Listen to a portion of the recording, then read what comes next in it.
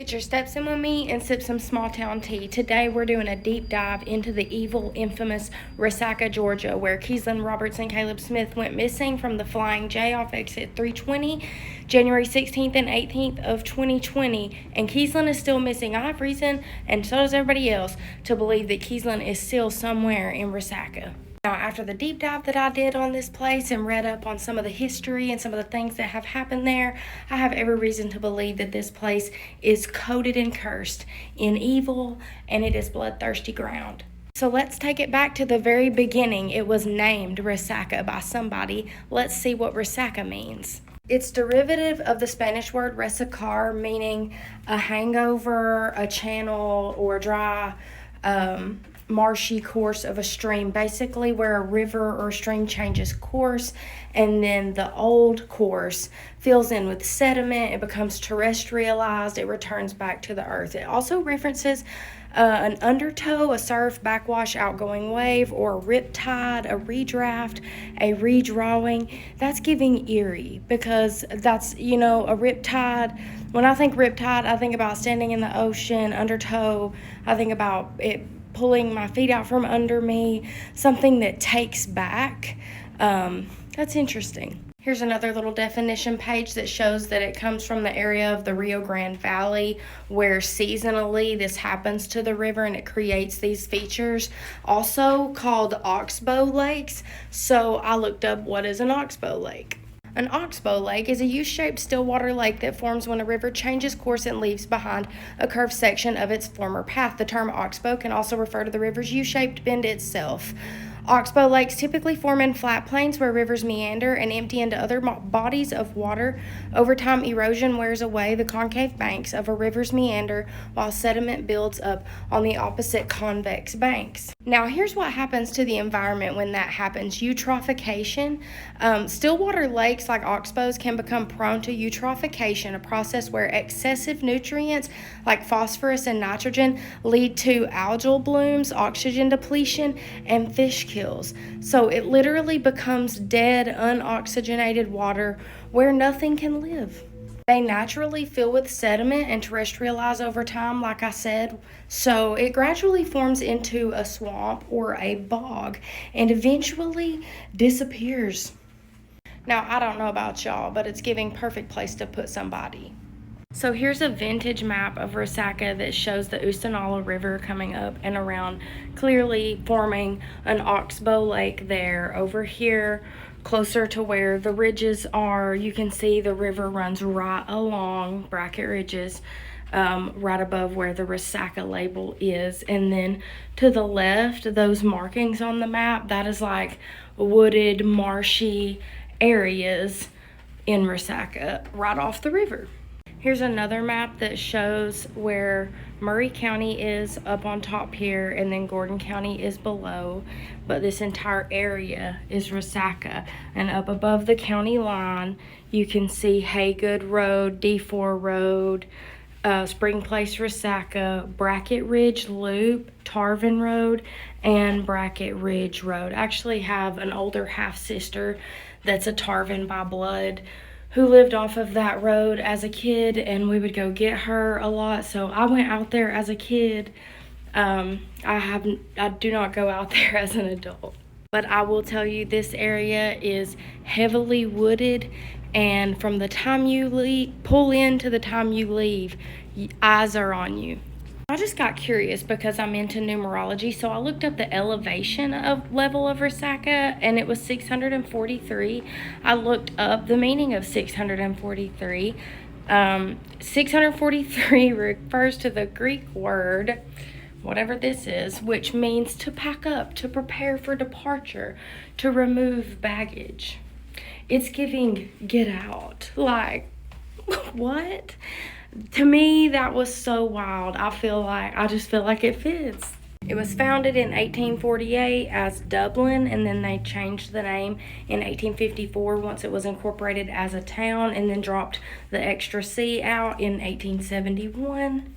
So it was founded in 1848, originally named Dublin, and then they changed the name to Resaca in 1854 when it was incorporated as a town, and then they dropped the extra C in the spelling in 1871. The Battle of Resaca happened here. It was the first battle in the Atlanta campaign of the Civil War.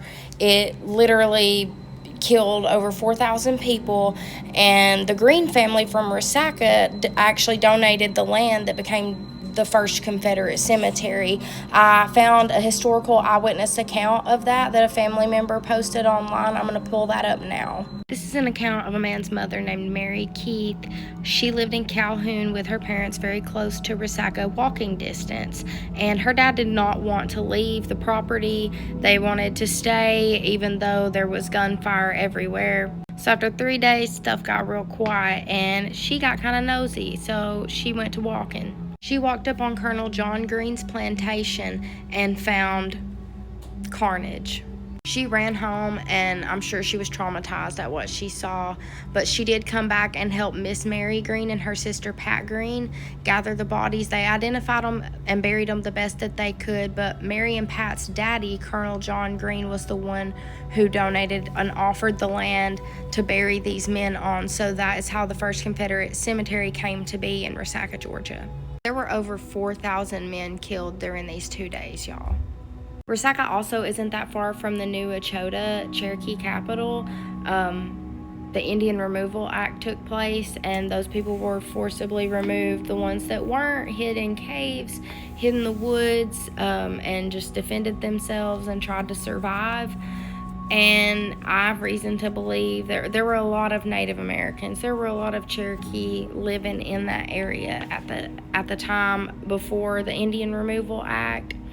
So there's been bloodshed happening for quite some time now in this area. Not to mention that it has always been known as a sundown town. The population there is over 70% Caucasian and about 28% Hispanic, and about 0.25% Native American. Okay, y'all, let's get into some Bracket Ridge's lore.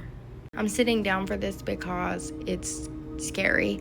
I found this on Reddit. This thread is people telling their Bracket Ridge's scary stories. This guy says that when he was a kid, his family owned 20 acres out there in the woods, and they seen all kinds of crazy stuff, burned cars that were either stolen or insurance casualties, or maybe covering up other crimes.